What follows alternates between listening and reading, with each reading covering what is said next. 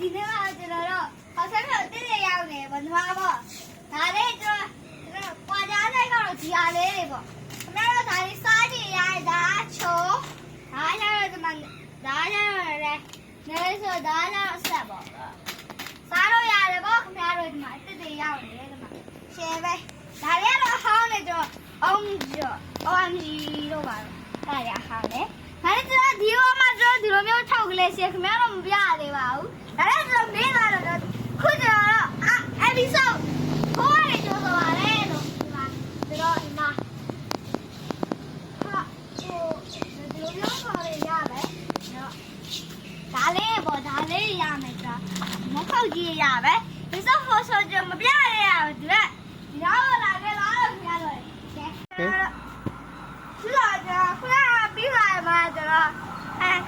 ခုလာလေဘာလာတော့ဘာရလဲရောက်ပြီဆိုတော့ကျွန်တော်တို့ဒီမှာပေါ့အားလေးတွေကြာဘူးရမယ်ပြီးလို့ရှိရင်ကျွန်တော်ဓလွဲတွေရမယ်ပြီးလို့ရှိရင်ကျွန်တော်ဒါလေးရမယ်ဒါဘိန်းခိုင်းပြပေါ့ဗျာဒီမှာခင်ဗျားတို့လည်းဒီချမ်းပြရတယ်ဘယ်လိုပြောပါလဲဘာညာလေးတွေပေါ့ဗျာ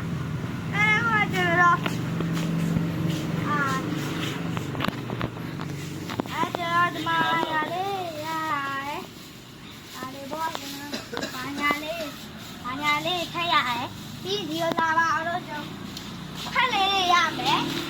ဒီချာရတဲ့ဖက်လေးတွေပေါ့တန်းနေရှင်းရှင်းလေးကျွန်တော်လုပ်ပေးထားပါတယ်လို့မတော့